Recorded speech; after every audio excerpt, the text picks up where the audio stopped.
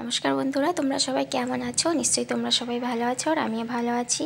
তো আজ আমি লাঞ্চে বানাবো চিকেনের ঝোল। তো এখানে চিকেন নিয়ে নিয়েছি আর এখানে আছে বাটা মশলা, আদা রসুন জিরে লঙ্কা, এখানে আছে পেঁয়াজ, একটা তেজপাতা, আছে সর্ষের তেল, লবণ, হলুদ আর নিয়ে নিয়েছি সামান্য চিনি। চিনিটা দিলে মানে কালারটা ভালো হবে তার জন্য। তো চিনিটা অপশনাল, তোমরা দিতেও পারো নাও পারো। আর এখানে আমি একটা আলুও কেটে নিয়েছি। তো সবার প্রথমে দেখো কড়াই বসিয়ে দিয়েছি, দিয়ে দিলাম তেল। তেলটা খুব গরম হয়ে গেছে, এখন আমি আলুটা ভেজে নেব। আলুটা ভেজে নিচ্ছি সবার প্রথমে। আলু এদিকে ভাজা হয়ে গিয়েছে, এখন ওই তেলের মধ্যে দিয়ে দিলাম চিনি আর একটা তেজপাতা। চিনি আর তেজপাতাটা একদম লাল লাল ভাজা হয়ে গেছে। তো এখন দিয়ে দিলাম আমি পেঁয়াজ। পেঁয়াজটা দিয়ে আবারও ভালো করে নাড়িয়ে নিচ্ছি, পেঁয়াজটা একটু লাল লাল হয়ে যাবে। তো এদিকে দেখো পেঁয়াজ ভাজা হয়ে গেছে, এখন আমি যে মশলাটা বেটে রেখেছিলাম ওটাও দিয়ে দিলাম। মশলাটা দিয়ে আবার একবার ভালো করে নাড়িয়ে নেব আর দিয়ে দেবো একটু জল, সামান্য একটু জল। না দিলে মশলাটা তলে লেগে যাবে, পুড়া পোড়া হয়ে যাবে, তার জন্য একটু জল দিয়ে দেব। তো দেখো এখানে আমি ওই মশলার বাটিতেই একটু জল দিয়ে জলটা দিয়ে দিলাম। জলটা দিয়ে আবারও ভালো করে নাড়িয়ে নিচ্ছি। এরপরের মধ্যে দিয়ে দেবো আমি পরিমাণ মতো হলুদ গুঁড়ো আর 1 চামচ দিয়ে দেবো ঝাল লঙ্কা গুঁড়ো। তো লঙ্কা গুঁড়ো আর হলুদ গুঁড়ো দেওয়ার পর আবারও ভালো করে মশলাটা কষিয়ে নিচ্ছি।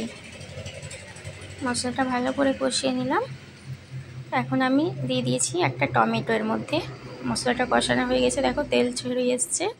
এখন আমি এবার এর মশলার মধ্যে চিকেনটা অ্যাড করে দেব।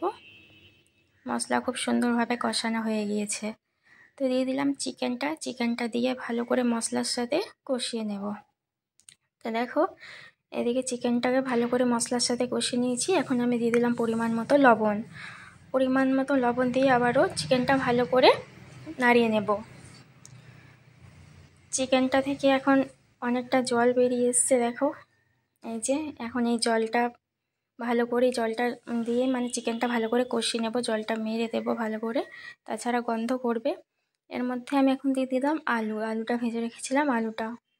তো সব আলু চিকেন সব একসাথে ভালো করে কষিয়ে নিচ্ছি। দেখো এদিকে চিকেনটা খুব সুন্দর কষানো হয়ে গেছে, একদম লাল লাল হয়ে গেছে।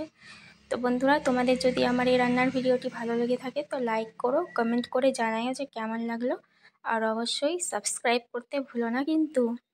তো দেখো এদিকে চিকেনের কালারটা কি সুন্দর এসছে। এবার আমি এর মধ্যে দিয়ে দেবো জল দিয়ে ভালো করে নাড়িয়ে আমি চিকেনটা 10 মিনিট মতো সেদ্ধ করে নেব ঢাকা দিয়ে। তো দেখো চিকেনটাতে জল দিয়ে দিয়েছি, ভালো করে নাড়িয়ে নিচ্ছি। ভালো করে চিকেনগুলো জলের মধ্যে একটু ডুবো ডুবো করে দেব। এরপর আমি ঢাকা দিয়ে দিচ্ছি। 10 মিনিট পর ঢাকা খুলে দেখি চিকেনটা হয়ে গেছে। এখন আমি এর মধ্যে দিয়ে দিলাম ধনেপাতা। তো আজকের মতো এতটুকুই, টাটা, বাই বাই।